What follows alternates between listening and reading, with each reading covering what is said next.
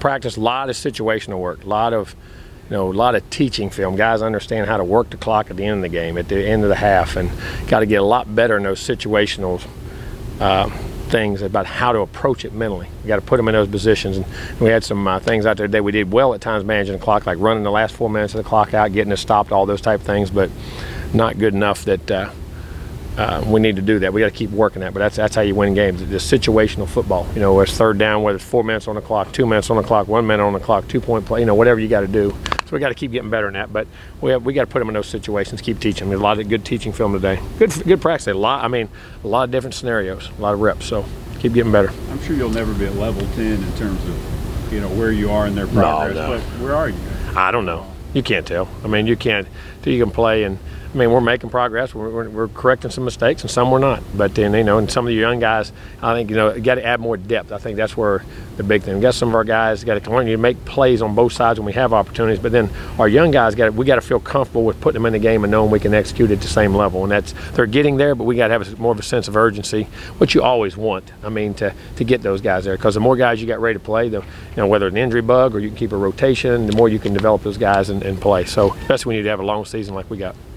When you're talking about trying to be more efficient in the situationals and the time, how much of that is really dependent on Kellen? Well, no. How much depends on 11?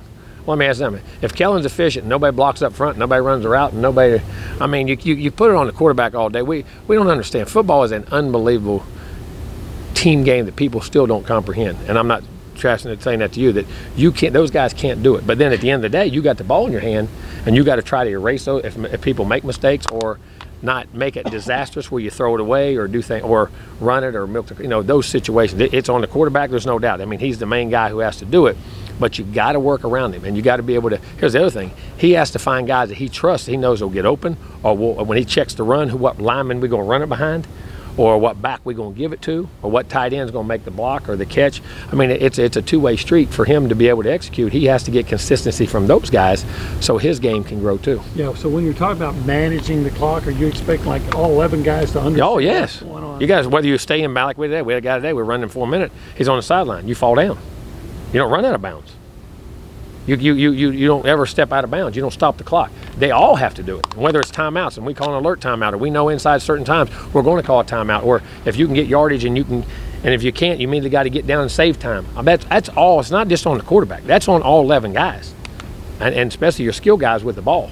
And the other linemen, they know they got to get their tails up there quick to get to the ball and do those things. That's not just a quarterback thing. That's a whole team thing. How much fun is the Bobby Brown battle in there? Well, it's good. And Matt Abuke too. All of them. They're all doing good.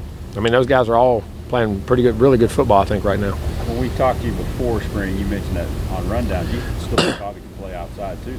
He can, but I tell you what, he's a dominant guy inside. He's being so big and strong. But he can go outside and rush and move. There ain't no doubt. And we move him and twist him, and you don't mind doing those things, or line him up there and cock him and bring him down inside. But he is a powerful, powerful guy. Who do you think is going to be your best defensive tackle? Oh, I don't know. Well, put it this way: you better have more than one, because they're going to run. They're going to run away from him. You better have a bunch of them. Last year, right? Huh? One of them. So yeah, Matt Abuke was the MVP. Yeah. He's doing some great things in there too. I'm very pleased with his performance. How was Kellen taking with so many receivers out, Coach? How's Kellen kind of? It can be. How's that going? If I was him, I'd be getting on people's butt a little more. He does, but I would have a little less. You got a demand, which but he does.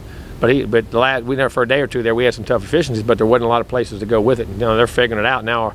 You're getting into the mid-60s or 70s going in contested things, which is very good in drills. So, and that's with guys, we're young guys. That shows not only his improvement, but their improvement of how to get open, what to do. Because you got right now, there's 4 of our top 6 guys that aren't out there yet. So, and a couple of the running backs. So but I like that in a way. I want them to get to work, but at the same time, these young guys are getting work, and you got to learn to play without those guys. Is there a young guy stepping up like a Preston or anybody? Okay, at times. They do, and you see flashes. That's what I'm saying. They need more consistency out of it. You know what I'm saying? Not that they can't do it, but they got to take the responsibility to do it. There's some concern, I guess, from your fans about the depth at linebacker. So what have you seen? Concerns from me.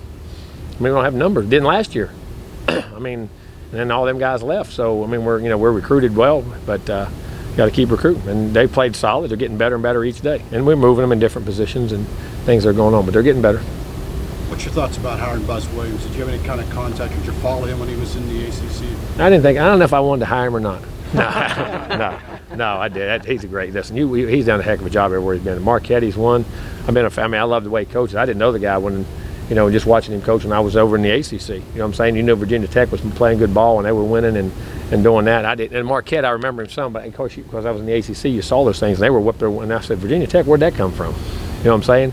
And that's a hard job in that league. I mean, you're in a league with Duke, North Carolina, them all around you, and I know that's been at times a tough basketball job. And he's won there and done a great job. I think it's a great hire by us. Of course, he knows, he's been an Aggie before, but at the same time, what his performance on the court has been amazing. And you saw this year's team. I mean, he was right there and had a chance to beat Duke at the end. They missed a little tap in or had a good play drawn, and God does a great job coaching. I mean, he's going to do it, and he knows the area, so I think it's a great hire for A&M and great for us as a program. You've both been pretty busy, but have you had a chance to have any communication? Yeah, we did. We got together yesterday, took some pictures, did some pictures, and did a little media thing there and talked. And great guy, really enjoyed being with him. Yeah, first time I've ever met him.